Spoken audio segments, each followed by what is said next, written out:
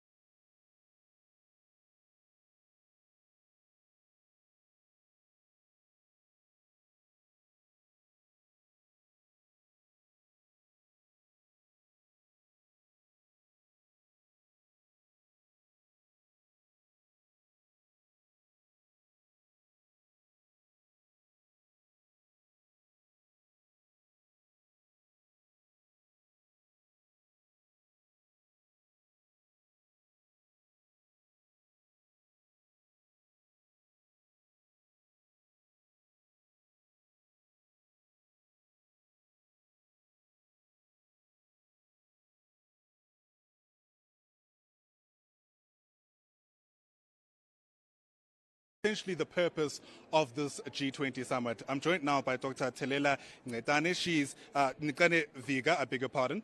She's an international law, governance and gender studies scholar. Doc, it's lovely to see you. Thank you so much for agreeing that we can grab you very quickly and pick your brains on these issues. And I'm hoping you and I can pick up on, what we've heard and certainly what we haven't about gender at a summit like this, because we do know this is such an important issue and such a long-standing problem, but it doesn't seem that it gets enough airtime, at least on these kind of global stages. Yes, good morning, Ayanda, and the viewers. Gender is central in governance, whether that governance happens at a local level, national level, and indeed at a global level.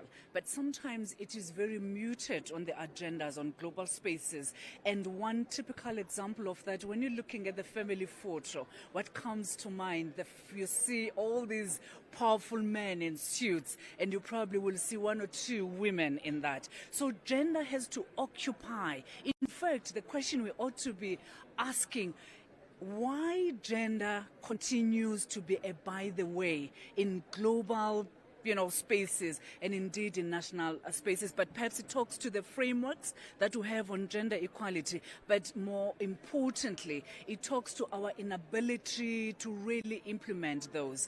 So it would be interesting to see how is the posture of the Declaration on Gender Equality as an important aspect if you are to bring the issue of equality, because equality really rallies around all of us and gender becomes critical in that discourse, doesn't it? Absolutely. Often when we speak about inequality, people always think about economic inequality, and that certainly has its place.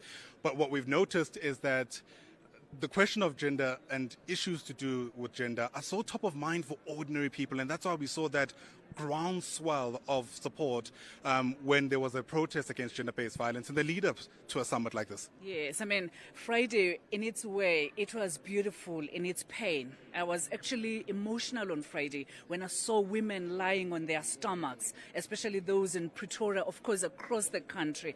And I was even more heartened to see men also really taking the cause, because that cause is a cause for all of us.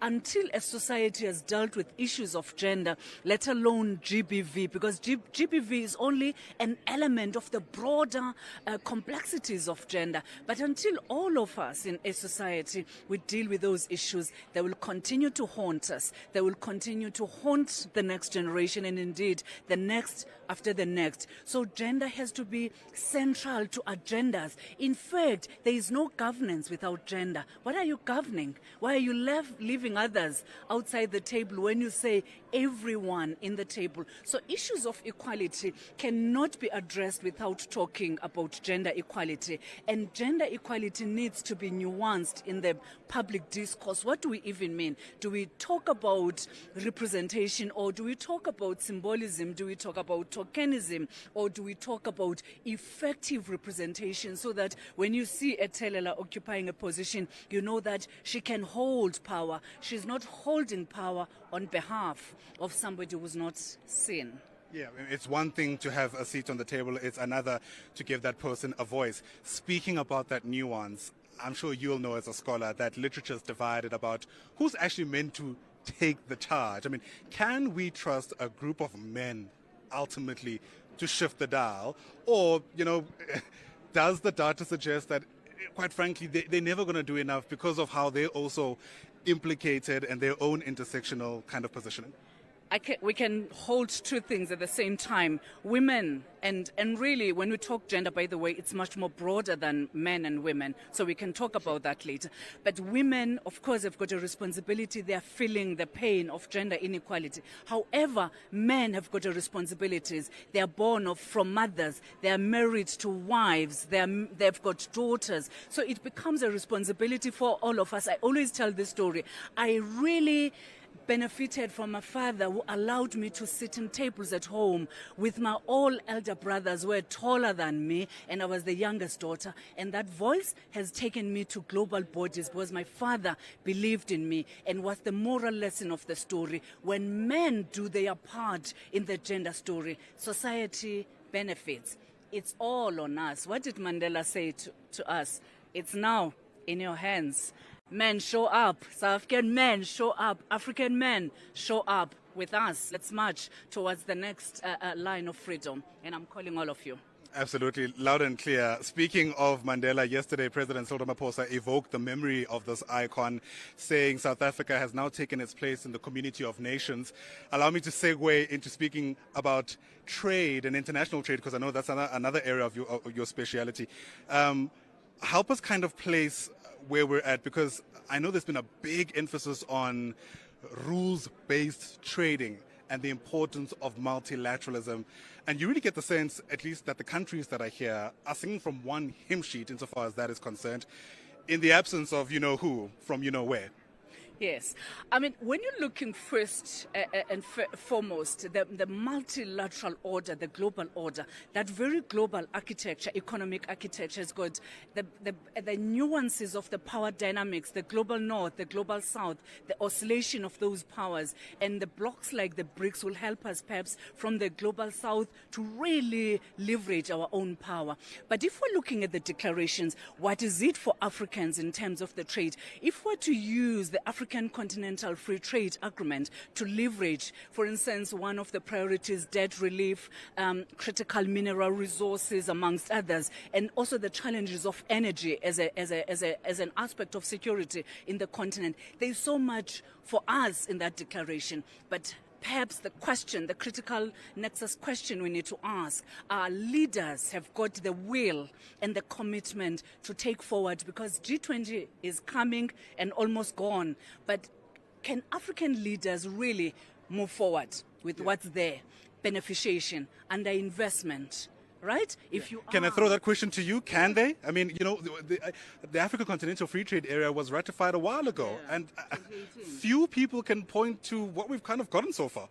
It talks to the problems of the continent, and I'm sad when I have to talk about them, the fragmentation. You see the dynamics with the ECOWAS. You see also the problems. I mean, if you're looking, for instance, at Ethiopia, you would think that Ethiopia with 5% economic growth, it wouldn't be dealing with issues of poverty, but it does. What does that tell you? The framework, the finance framework, the lending, and all the financial institutions are really working against the tide of Africans. This is why our leaders, through bodies like the AU, they must push the envelope. There's no time now, no time for complicity. You're seeing also really the resurgence of voices from the youth, from the continent, whether is it in Kenya, whether is it in Nigeria or South Africa, across the continent.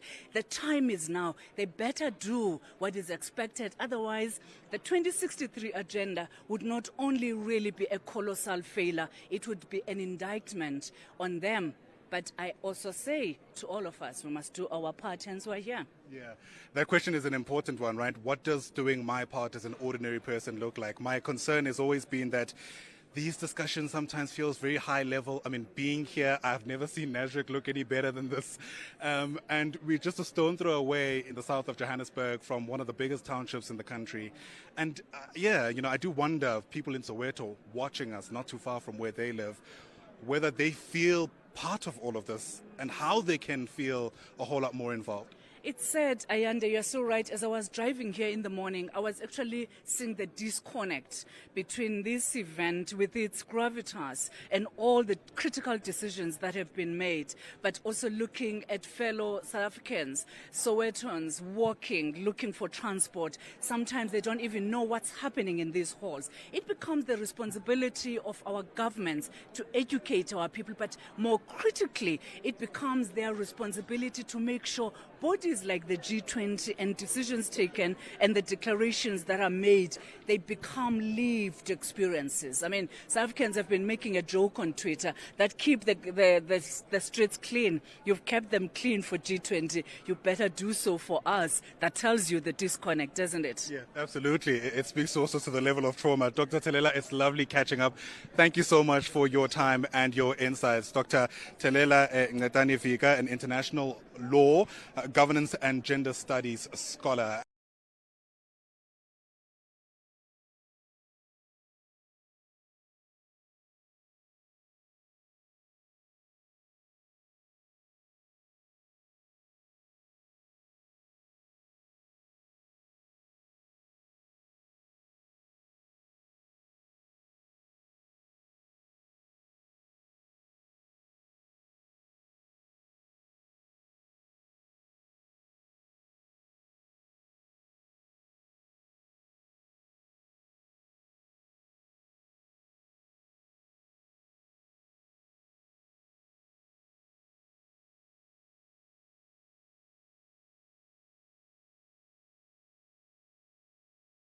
Indeed. I thank you for that because but loud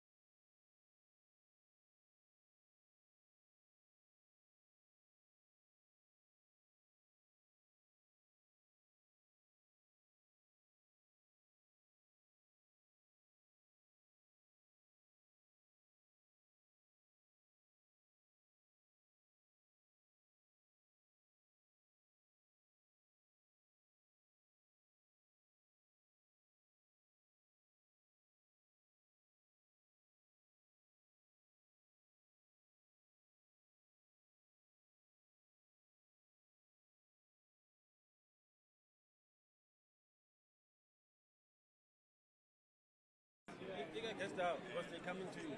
Are they not going to Crystal? They're going to Crystal. Hey, No, they're saying you have Tada Morero. studio. Studio. They're saying Ayanda. I'm telling you this.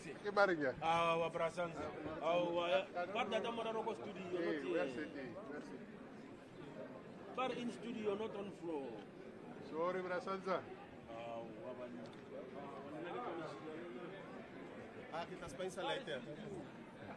According to plenary, That was the initial plan. You remember, like I told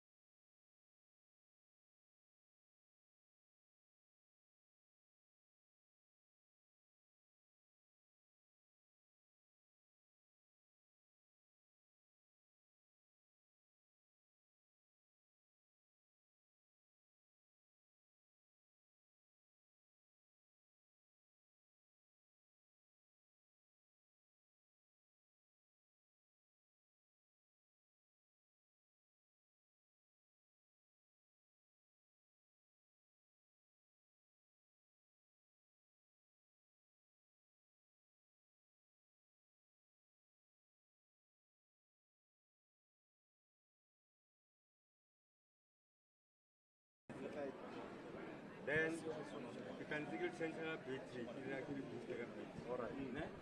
Can't deal. Sharp.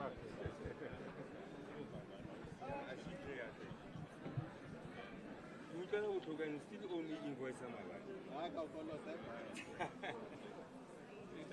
How focused? Usa makeup umjita so sungasele. Usa makeup umjita. Sabe vele. Okay, mama. Or in effect, when I had this thing, in 7 weeks, I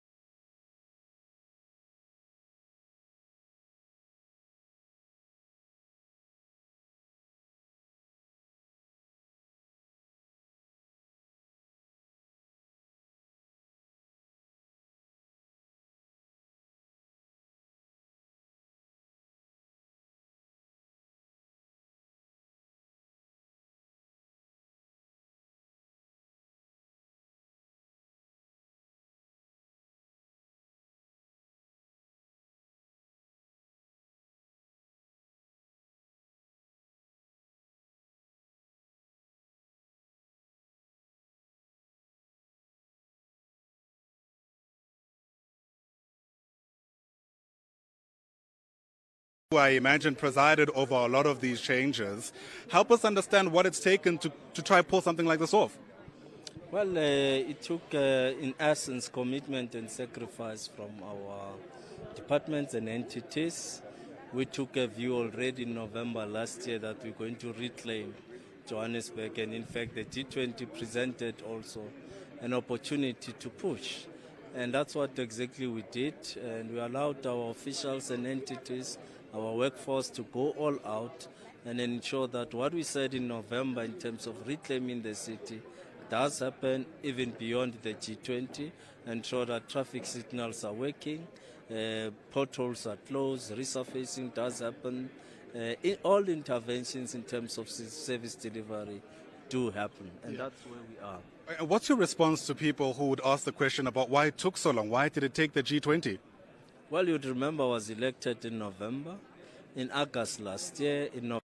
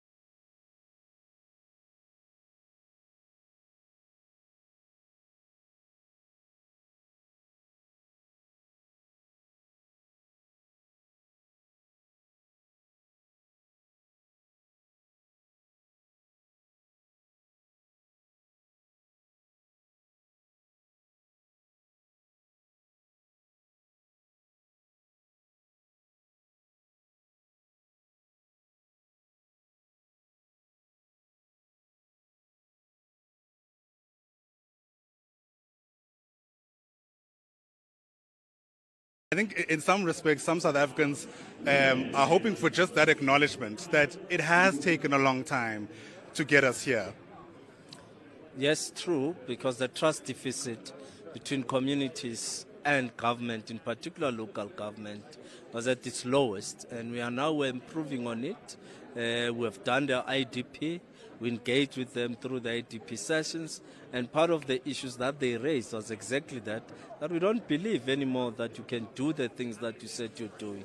Now we have turned the corner, and communities are beginning to see the confidence. The only thing they are worried about is will we be able to sustain, and that's what we are going to be doing, to sustain so that we improve the trust between ourselves and our communities, confidence of our communities that indeed government is doing something in turning around the city.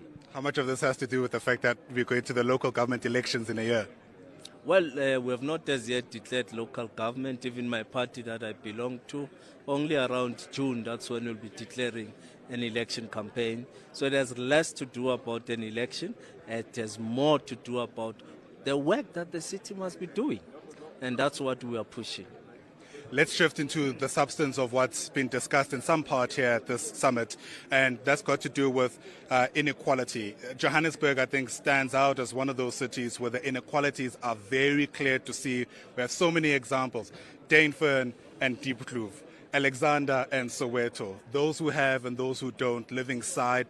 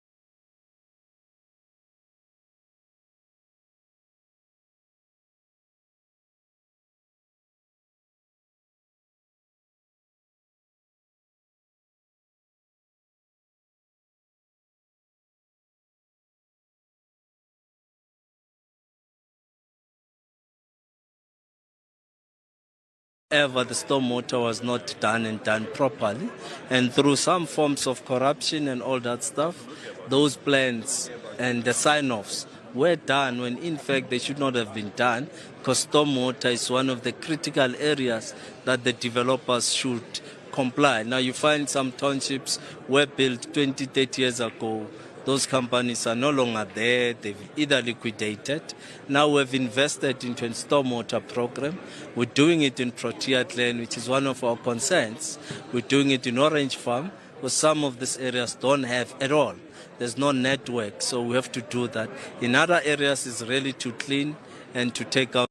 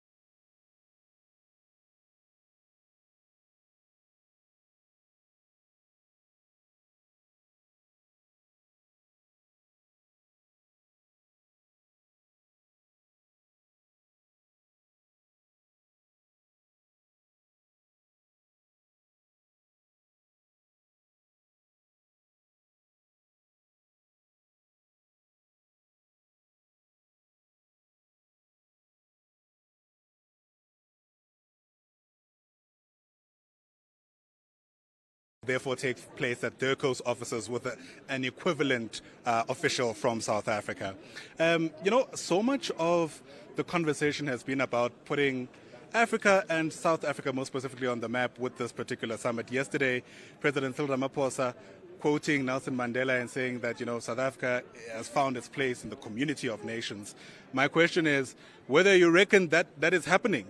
Is South Africa being seen as the kind of country that can easily pull summits like this off and many other global gatherings? No, thank you very much. We have put on the agenda the issue of debt relief, and we have invited fellow countries of the continent. So that resonates exactly with the role that we are playing in the community of nations. As you might be aware, we are the very first African country in the continent to host this G20. What does that mean? It means people believe in South Africa, people believe in the infrastructure of South Africa, people believe in the leadership of South Africa in articulating issues that have to do with your lesser economies, the global south, and the continent. All right, Willem Baloyi, thanks very much indeed. Appreciate the time and your speaking to us. That, of course, is part of GCIS as we get a sense, of course, of, I suppose, what those who are part of the logistical team are thinking about in a moment like this. And it's interesting to kind of get their perspective, given the messaging that typically makes it to the public about the standing of South Africa, whether Africa, in fact, is up to the task in pulling off summits like this, and whether or not, in fact, it'll be given the opportunity to do exactly that in the future. We do know that there are a number of other high-profile gatherings. I think there's one involving the IMF that's coming pretty soon. And something tells me that officials from the government here at home are buoyed by the sense of optimism that we've heard about at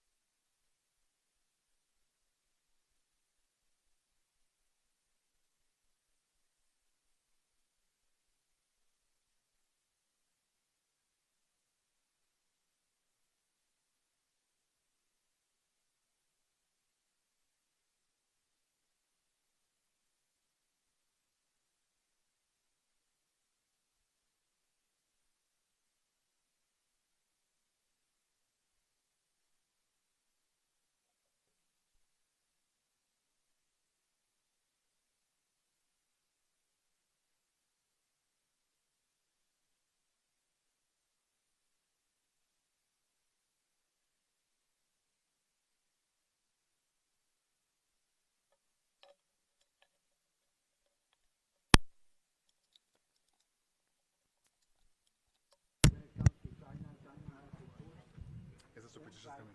Yeah.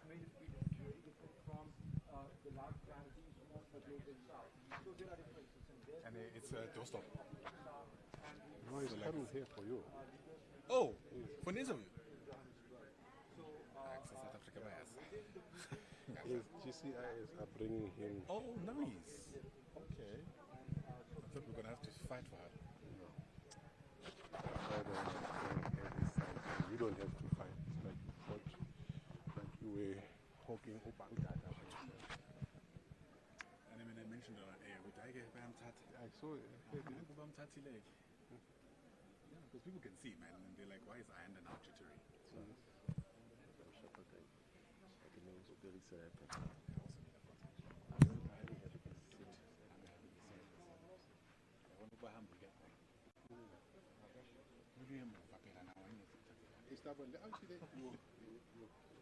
yeah, towards your...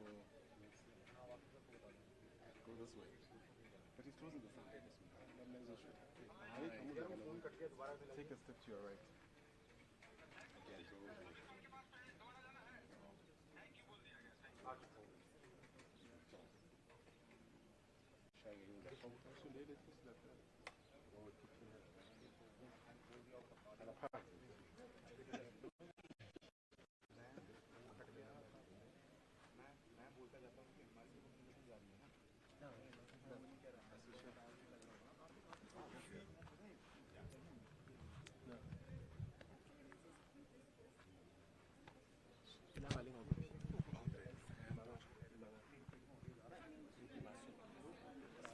Oh, Bamba head. And then the comms like we're gonna have to queue you. On my comms, we're out of the radius. Like yesterday. Like yesterday.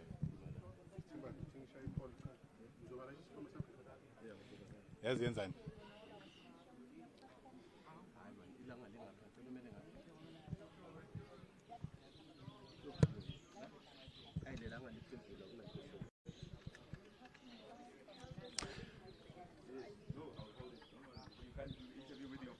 Hello, Minister. They will tell you where to stand. How are you? Good, how are you? Fine, thank We meet you. again. Yes, yes. Don't worry, we were together in Mpumalanga. I know there's many of us that you see all the Yeah, time. no, but this is our main broadcaster, so. It is. How are you feeling? What have you made I'm of what you've telling seen so you, far? I tell you, it's the tiredness is worth the while. We are exhausted, let me tell you. Everyone. Can you see our video? Let me know when you're good now.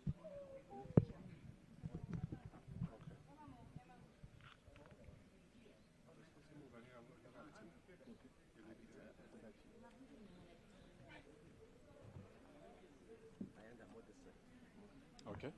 About now, Stiman. About now? It's fine. Okay. It's fine.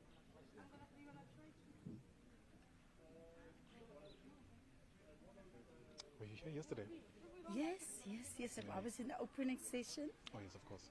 and then you know, we swap around. We've got a viewing room on the other side. I see. Then, because there's not enough space in there, so then another lot of ministers goes in. Oh, okay, so you have to take turns. How's this declaration going on air before time? This is, no, but this is how they work internationally. You know, you go to something in China, Africa, China, and you get... Oh, sorry, Minister. Just the body language. Oh, that's right. Like that. Okay. Okay. So obviously when we speak, we'll do this. Yeah. Okay, just so you know. Oh, so this is how it happens even in other places. You're right, the decisions have been taken. And so then the chairpersons just steer the committee in that way. Oh my goodness. They do it. There's no change. They won't even change a comma or what. Once the chairpersons has agreed to it, It goes off like and that. they work right there and right on Friday to get it. 1, 2, 3. Sorry, Minister. No, I'm out of the radius because we're outside. I'm gonna need to be queued by you.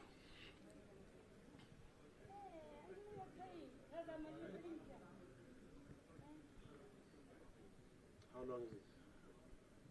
How long is it? How long is it?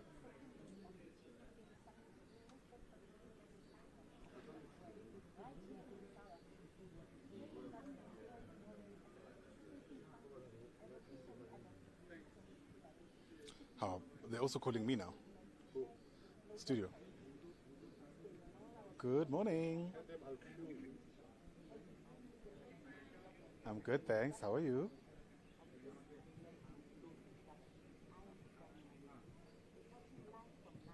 Say that again, please.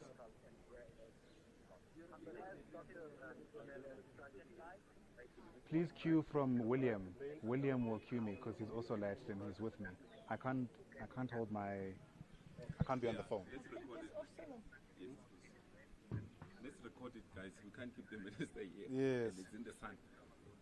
Just 1 minute. Sorry, in the sun, no how. Hot. And we don't have a lot of time. The minister still has to go inside. Unless we change positions, is that fine? No, 'cause it's still on not about the position, it's about the time. Oh, I see. Yes. You see, I've got my boss there. It's cracking the whip. It's about the time. Because now we've changed the position, then you'll say, let's wait 5 minutes. We don't have 5 minutes.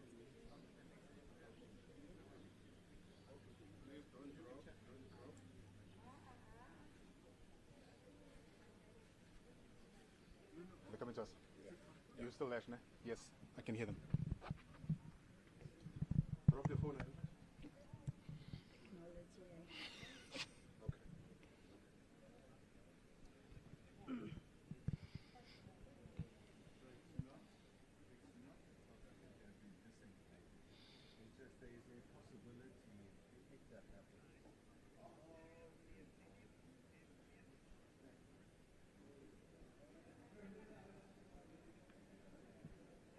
Tell them to be a short meal.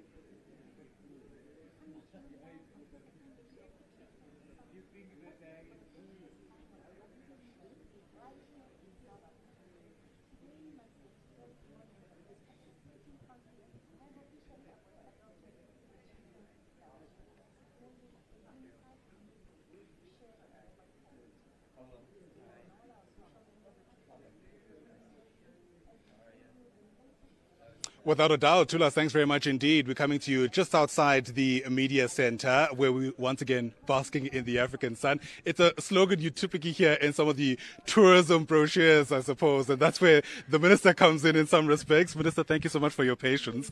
Great to see you again. Tula Sizo Simelane is in our main studio and speaks about how, of course, tourism was amongst the main G20 working group sessions that we've seen in the lead up to this point. Help us, I suppose, place what your response is to this declaration that has now been put together, because I remember speaking to you in Mpumalanga, and amongst the issues that were of concern is whether or not tourism is simply high enough on the agenda at world gatherings like these.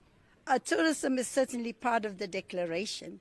And again, all the G20 countries, we have committed ourselves to continue to work together, to innovate, to invest, to make sure that we improve air access, make travel seamlessly for our visitors, deal and with the reforms in our visa regulations.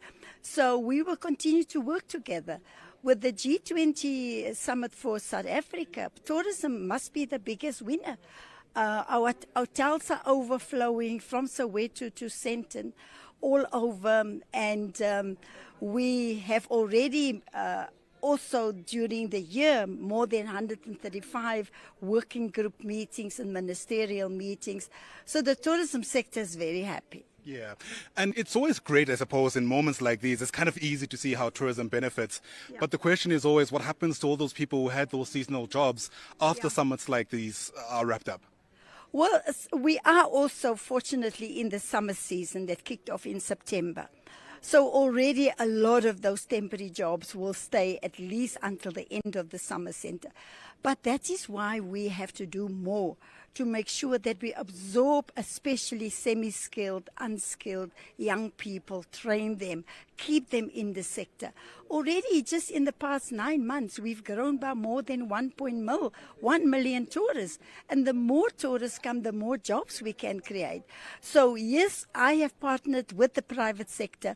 We've come together with a tourism growth partnership plan that now make this implementable and realizing the jobs that tourism can create. Yeah.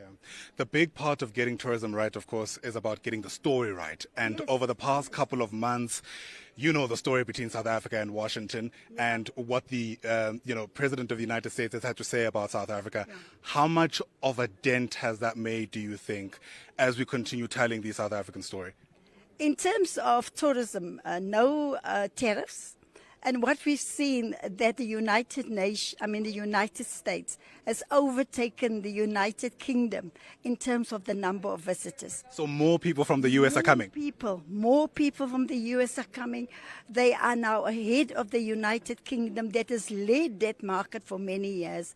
We've seen an increase in the number of flights between Washington, New York, Cape Town and Johannesburg. And those flights are fully booked. In fact, they are looking for more frequencies. So as far as tourism is concerned, whatever happened in the geopolitical space had no impact in tourism. In fact, we've seen a positive spin-off. That's fascinating. I know part of the issues that were discussed in the working groups is around this concept of sustainable tourism, making sure that even as we welcome people, they don't leave our environment worse off than it is, making sure that communities are also on board. Are you happy with how all of that sentiment has been captured in the declaration? All countries around the world, we are working to keep that balance. We must protect the environment while at the same time expose people to tourist attractions. And therefore, ecotourism and sustainable tourism was top on the working group of tourism agenda in preparation for the G20 Summit. And it's contained in the declaration.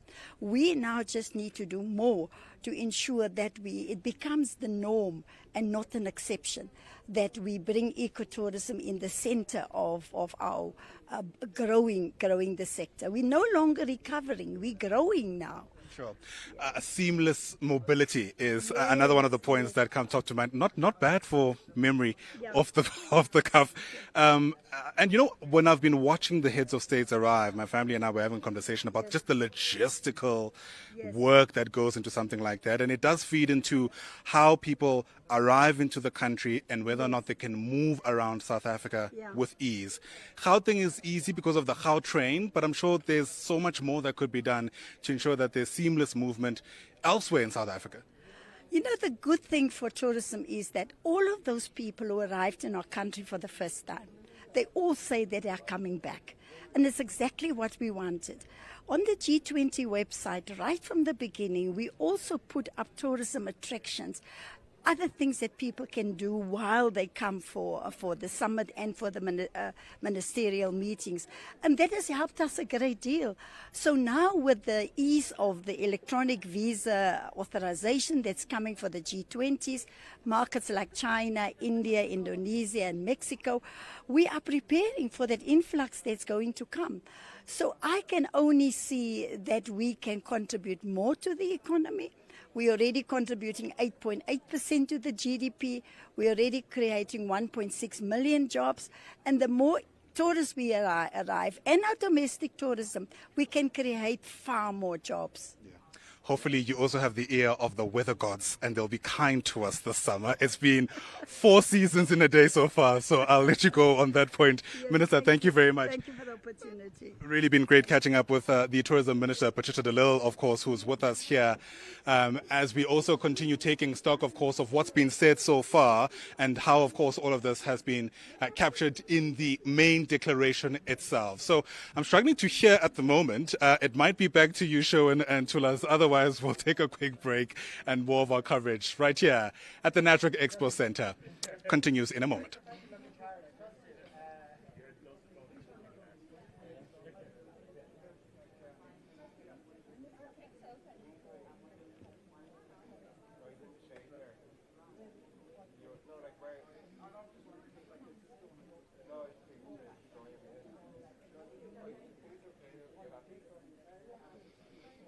Okay, so it was a break. I don't know whether to talk back or to go to break. They don't communicate otherwise. But about to feel And I told them, stay with me until the interview is done, so we get a proper direction. Sweating like a pig. Don't have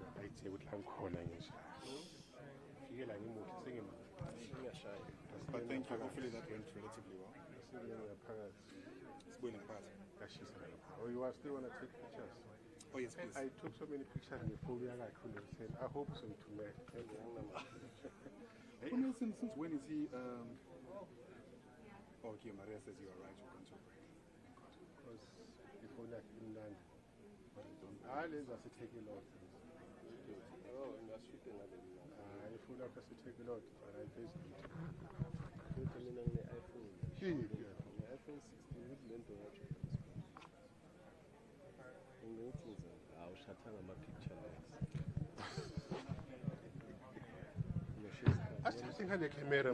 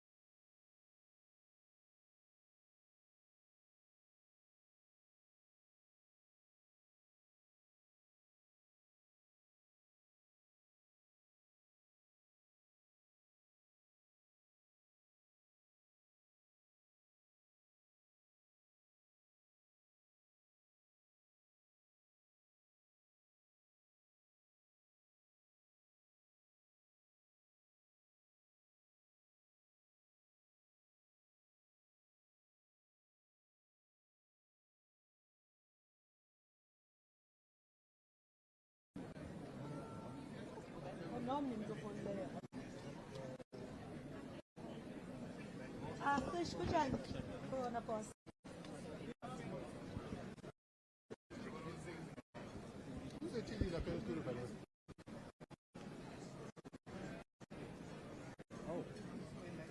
here at the health center.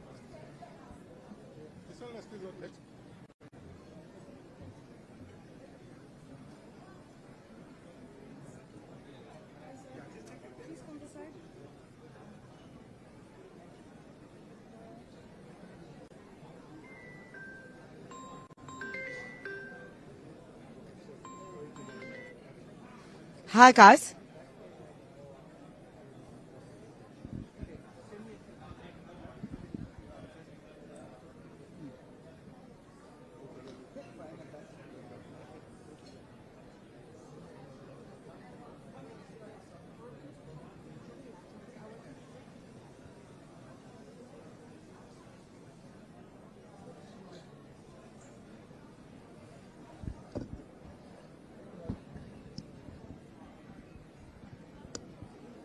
Yeah, I can hear you.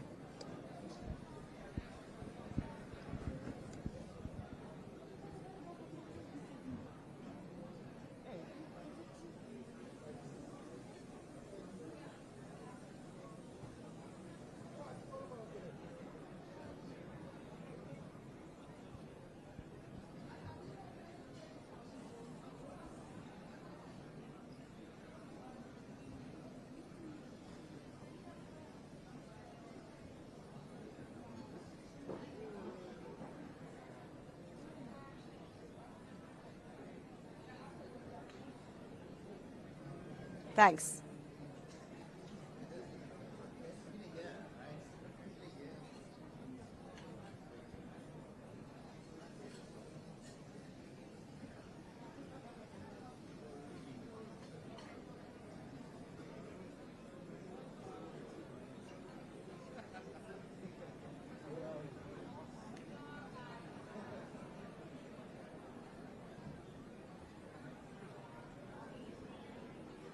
Check focus on the camera, Sissy.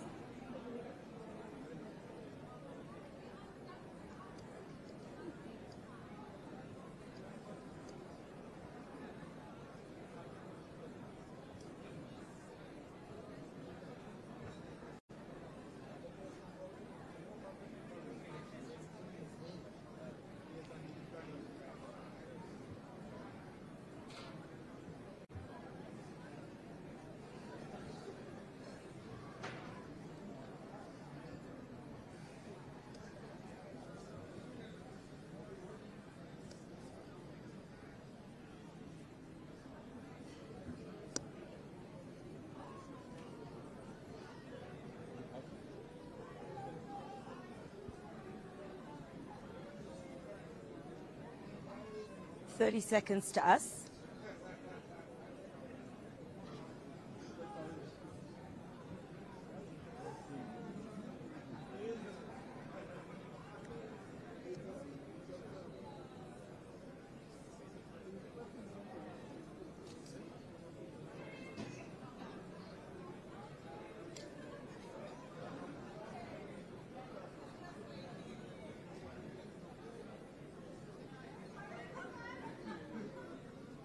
Please tweak the back focus.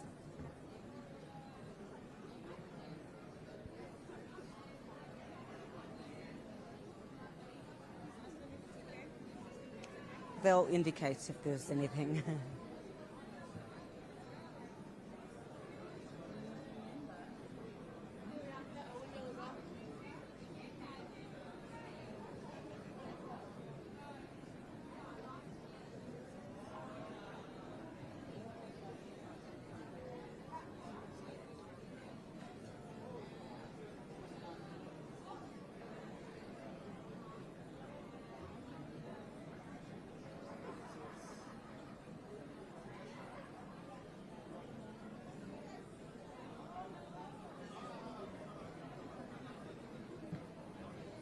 Well, welcome back to the floor here at the Nasrec Center, of course, on the last day of the G20 Leaders Summit. Of course, that declaration, having it right back on the very first day. So lots of analysis now in terms of what these G20 leaders have come to, and certainly a lot of focus on if there's going to be anything that will come from this particular declaration. Without wasting time, I want to bring in John Kabalik, who's a senior research editor, Outcome Modeling Analysis. John, thank you so much indeed for joining us. We really do appreciate it.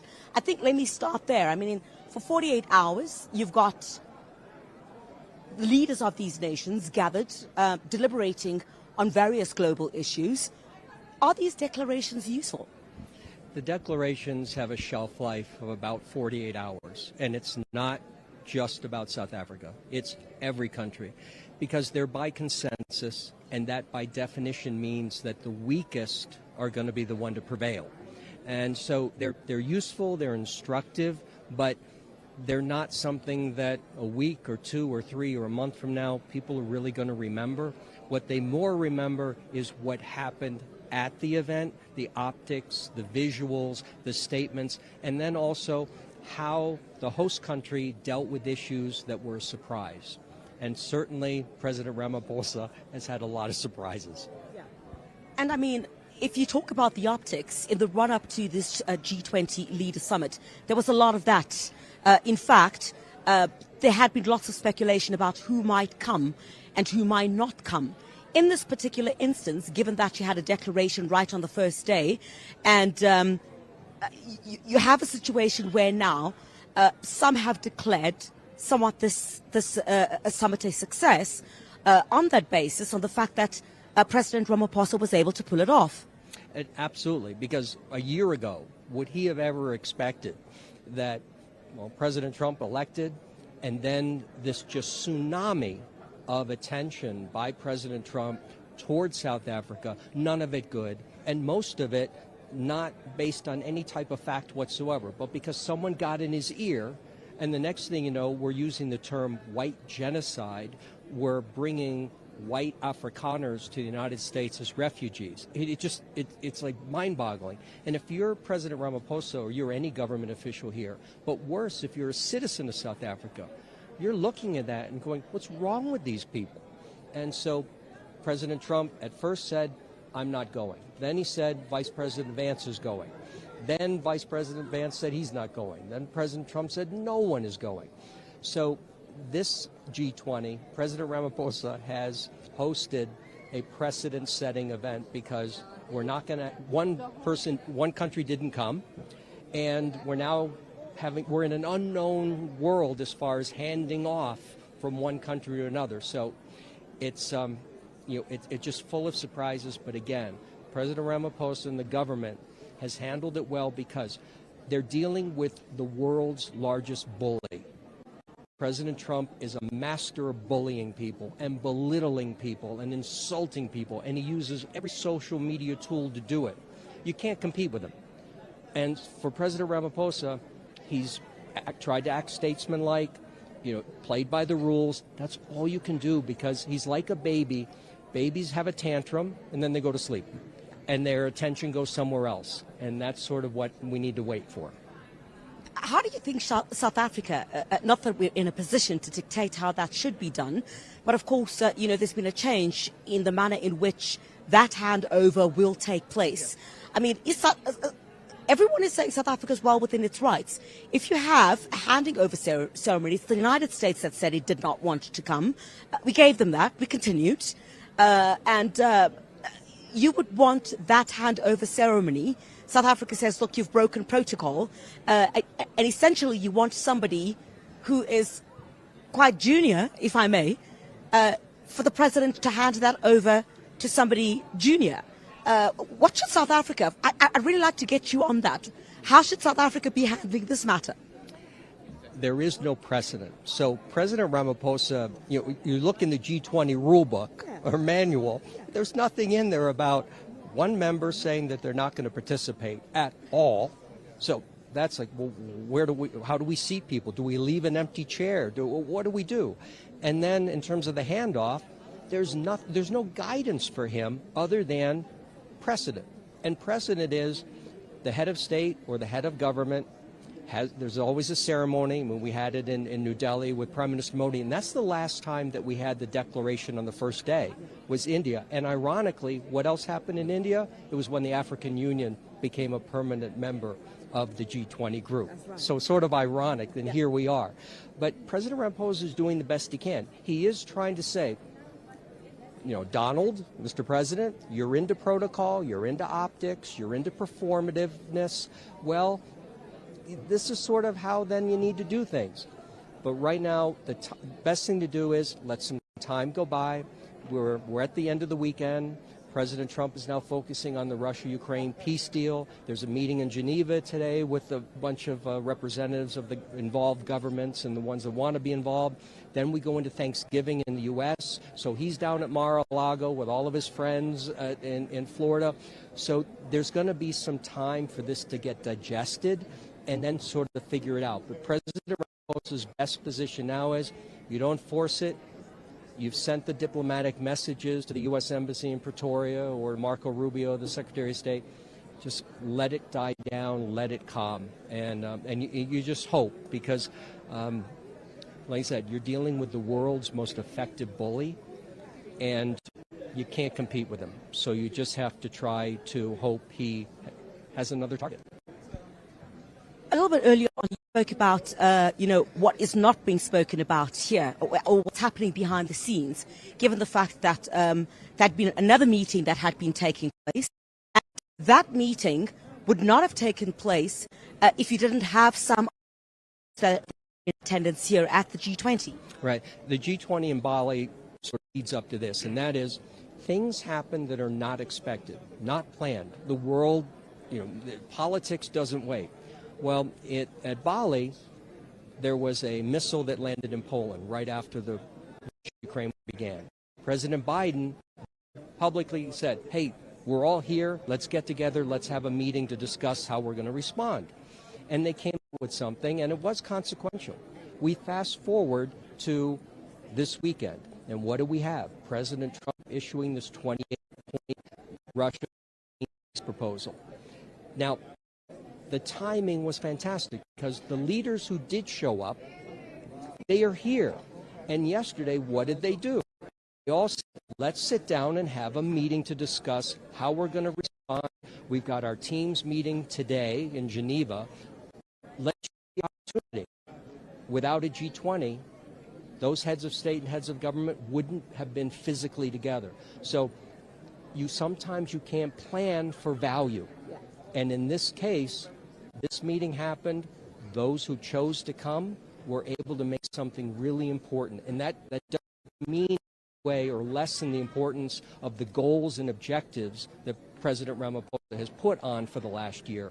But that's something, the meeting, Russia-Ukraine, hopefully moving that ball and solving really important. Dr. Ballard, thank you very much indeed. We really do appreciate your time. We can a little bit, but thank you very much for your patience.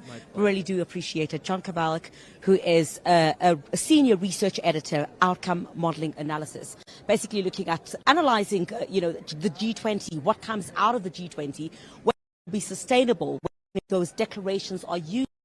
That's the kind of research that they do. We'll continue with our rolling coverage here from Nasrec, and certainly with today being the last day, a little bit busier here on the floor. We'll take a short break. When we come back, we'll continue with our coverage.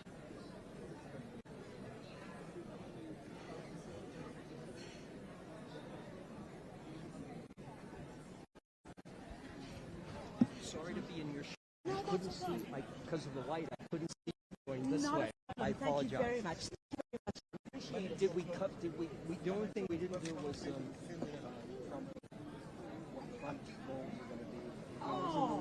You can use that.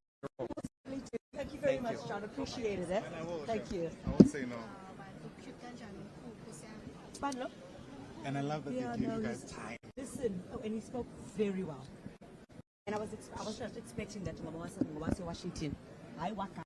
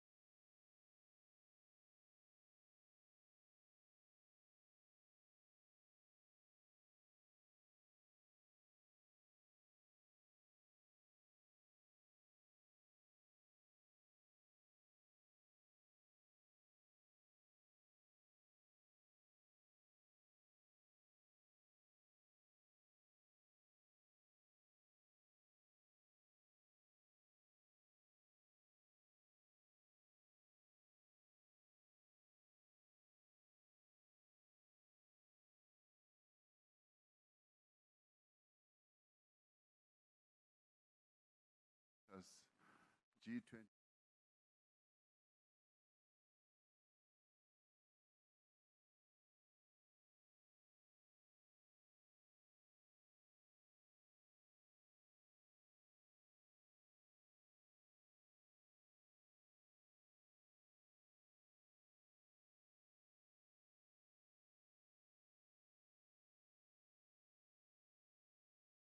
We have met this year, in fact the entire year, meeting on African soil.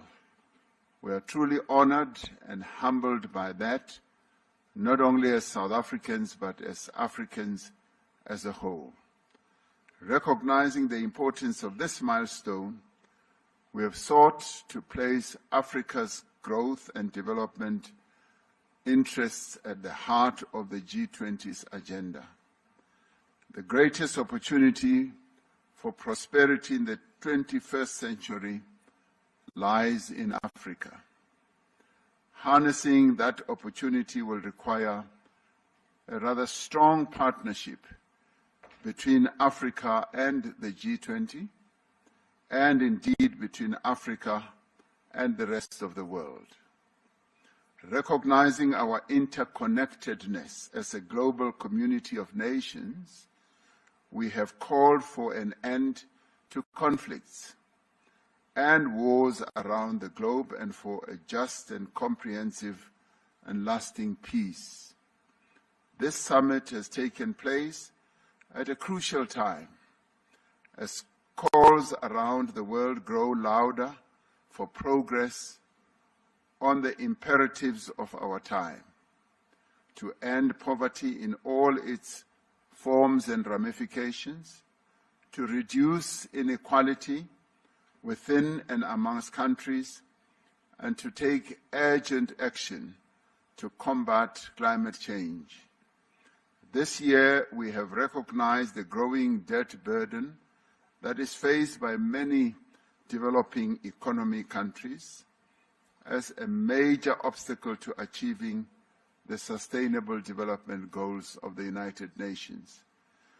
The G20 has pledged to extend support to low and middle-income countries as they confront debt vulnerabilities. Together, we must create a virtuous cycle of reduced debt, higher public investment, and more rapid and inclusive economic growth. When we become more successful, all of us, then the whole world becomes successful. When we began our presidency, we pledged to mobilize the G20 to strengthen disaster resilience and response. Climate-induced natural disasters spare no country. Disasters know no borders. But their toll is heaviest on those without the means to recover and to rebuild. We therefore called on G20 leaders to urge the global community to scale up post-disaster reconstruction. In this regard, South Africa introduced the high-level voluntary principles for investing in disaster risk reduction and encouraged international collaboration to strengthen investment in preventing and responding to disasters. We've made progress in mobilizing finance for a just energy transition. Climate change touches every nation, but it impacts on everyone unevenly. That is why we have together pledged to increase the quality and the quantity of climate finance to developing economies, to strengthen multilateral development banks, to support country platforms like the Just Energy Transition Partnership, and to unlock private capital. We reaffirmed our dedication to energy security, affordability and universal access, and the importance of supporting developing economies in their transition to low carbon emissions. We recognize the need for deep, rapid, and sustained reductions in greenhouse gas emissions and the need to substantially scale up investment and climate finance from all sources. During this summit, we reaffirmed our support for the G20 Critical Minerals Framework, a cooperative blueprint to ensure that critical minerals resources drive prosperity and sustainable development across the globe. Our presidency coincided with the end of the first cycle of the G20 presidencies. Following the mandate given to our presidency at the 2024 Rio de Janeiro Summit, we undertook the G20 at 20 review, drawing on the diverse perspectives of participating members and guest countries as well. It is our hope that the recommendations of the review will serve as a helpful guide for the G20 to ensure that it remains fit for purpose in an ever-changing world. In fact, the indicative report already says that the G20's existence should continue as it serves a good purpose in giving guidance to the economic well-being of the world. At the heart of our presidency lies a conviction that the G20 must act boldly and act together to create an environment of inclusive growth, an environment of reduced inequality, and an environment which will support sustainable development. South Africa has used this presidency to place the priorities of Africa and the Global South firmly at the heart of the G20 agenda. Building on the developmental agenda of previous presidencies in Indonesia, in India, and Brazil, we have prioritized the issues that matter most to developing economies.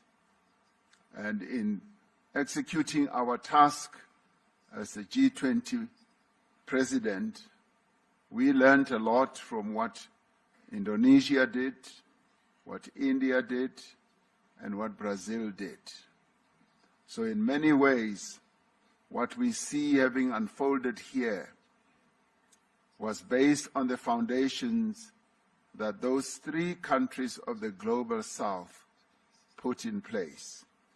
The G20 South Africa Summit Leaders' Declaration is more than words. It is a commitment to concrete actions that will improve the lives of people in every part of the world. Our agreement on a declaration during this summit demonstrates the value of the G20 as a forum that can facilitate joint action on issues of shared concern. Shared concern not only for the leaders, but shared concern for the peoples of the world.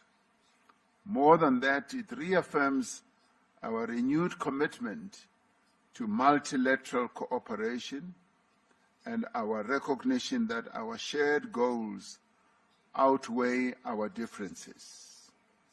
Together, we must accelerate progress towards the 2030 Sustainable Development Goals of the United Nations and the Pact for the Future. We have laid the foundation of solidarity. Now we must build the walls of justice and the roof of prosperity. Let us move forward together, demonstrating to the world that we do have the capacity to confront and overcome the world's challenges through partnerships across society, and by remembering our common humanity, we can create a more secure, a more just, and a more prosperous world. And together, we can ensure that no one is left behind. I now say that this gavel of this G20 summit formally closes this summit and now moves on to the next president of the G20, which is the United States, where we shall see each other again next year. The summit is therefore closed.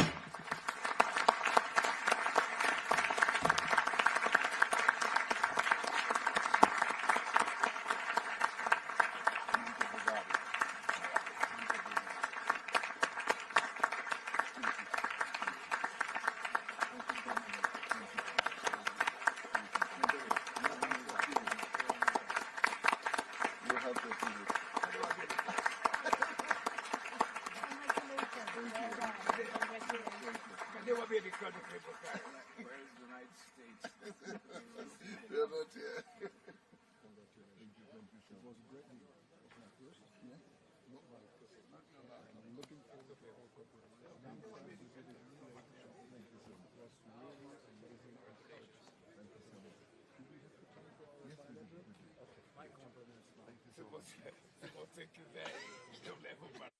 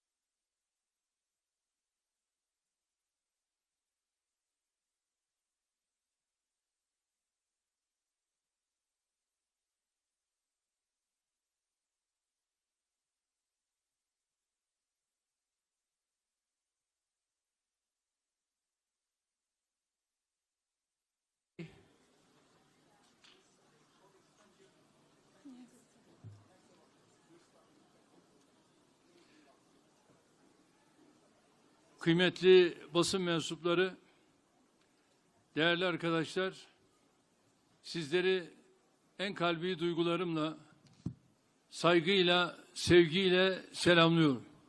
Distinguished members of the press, dear friends, G20 Liderler Zirvesi'ni Güney I Afrika Cumhuriyeti'nin ev sahipliğinde tamamlamış bulunuyoruz.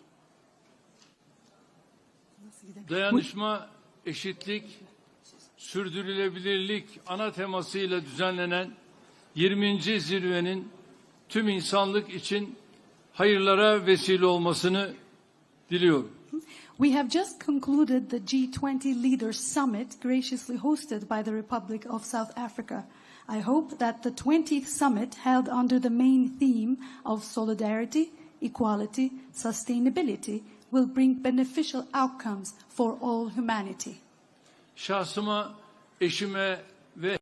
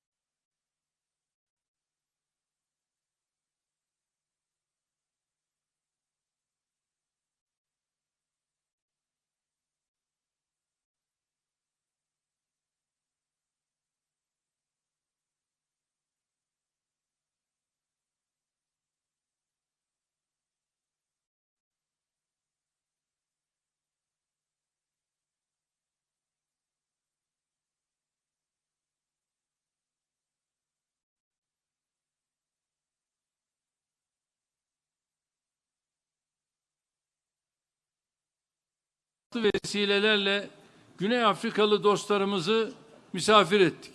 We in turn have hosted our South African friends in Turkey, in our country, on various occasions.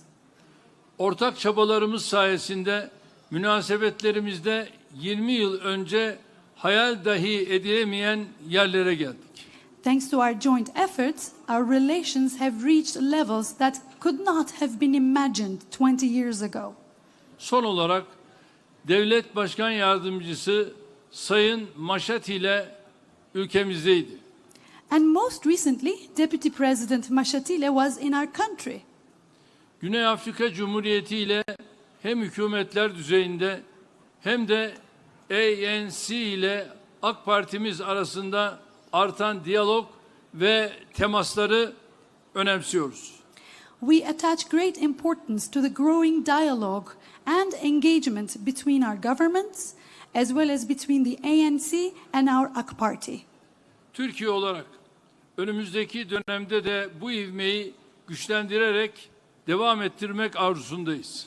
Turkey is determined to strengthen this positive momentum in the coming period. Şurası bir gerçek ki Güney Afrika Cumhuriyeti'nin Sayın Nelson Mandela liderliğinde ırkçı apartheid rejimine karşı zaferi tüm dünyada adalet ve eşitlik arayışının en güçlü sembollerinden biri olmuştur. It is an undeniable fact that the victory of the Republic of South Africa under the leadership of Nelson Mandela over the apartheid regime has become one of the strongest symbols of the global quest for justice and equality. Güney Afrika'nın Filistin davasına yıllardır verdiği ilkeli ve sarsılmaz desteği bu bakımdan çok kıymetli buluyorum. And in this context, I greatly value South Africa's principled and unwavering support for the Palestinian cause over the years. Özellikle çoğu çocuk, kadın ve sivil 70 bin Filistinlinin şehit edildiği Gazze soykırımında Güney Afrika örnek bir duruş sergiledi. In particular, during the genocide in Gaza, where 70,000 Palestinians, most of them children, women and civilians were massacred, South Africa displayed exemplary resolve. Tüm dünyanın gözleri önünde Gazze'de insanlığa karşı suç işlenirken tıpkı Türk milleti gibi Güney Afrikalı dostlarımız da vahşete sırtını dönmedi. As crimes against humanity were committed in Gaza before the eyes of the world, our South African friends, like the Turkish people, did not turn their backs on this brutality. Uluslararası Adalet Divanı'nda İsrail aleyhine açtıkları soykırım davasıyla yürekli bir tavır takınan Güney Afrika devletini, toplumunu, yöneticilerini tebrik ediyor, ülkem ve milletim adına saygıyla selamlıyorum. I commend the South African state, its people, and its leaders who courageously filed a genocide case against Israel at the International Court of Justice, and I salute them on behalf of my nation, my people.